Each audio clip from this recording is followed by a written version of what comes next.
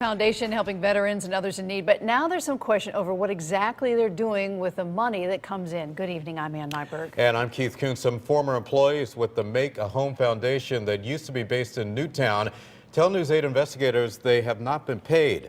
This, as we've learned, the organization's founder didn't pay rent for a very long time. News 8's Erin Logan joins us live with what she's found out. Erin. Keith, and this document shows, and the property manager confirms that Make a Home Foundation's founder was evicted from their Newtown location effective December 13th, 2013. Now, when we went to ask him why his employees weren't getting paid, he answered our questions, but never let on about not being able to pay rent for about 2 years, and it gets worse. When Dan Telesco agreed to give us a tour of his new warehouse and a new location filled with all types of furniture to help veterans and other families in need, we were amazed at just how much was donated. Erica Dennis is a former employee who also worked at the original location we visited in Newtown back in August. That was when Telesco wanted to show us he may have to close his doors because money was tight and he was having problems with Newtown zoning officials. He says they run the foundation on the amount of money they make selling all this furniture.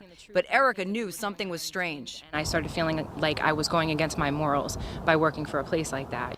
Late last year, she and other employees were asked to help pack up and move from Newtown to Waterbury. There were signs on the doors saying they were evicted. If you're having problems, you can't pay your employees, number one, don't keep them working if you can't pay them. Number two, apologize, explain to us.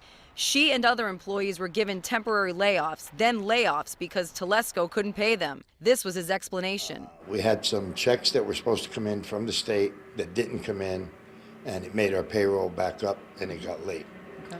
And we promised everybody their pay at a certain time, and we gave it to them. He admits there are a few who are still owed some money. Erica says she's owed about 30 hours. What went wrong? How did you guys run out of money, or well, number one, where did you run into problems? The move took up a tremendous amount of money. He later told us just how much. In excess of $40,000. Since then, the News 8 investigators have learned from Newtown town officials that Telesco's eviction had nothing to do with zoning violations for selling furniture 7 days a week. This document shows he was evicted late last year. The property manager says Telesco didn't pay rent for almost 2 years after the first year's rent was free. We're also told he was collecting money by subletting parts of the same property he himself wasn't paying rent for. So employees like Erica and at least 3 others who've contacted News 8 question how does he plan on opening the doors in Waterbury. He says he is. We're trying to open the doors. As soon as we open the doors, we'll have money for him. Now, I just spoke with Erica this afternoon. She tells me since News 8 called the Department of Labor about this case, she did get her money back in just a matter of days. Live in the studio, Erin Logan, News 8.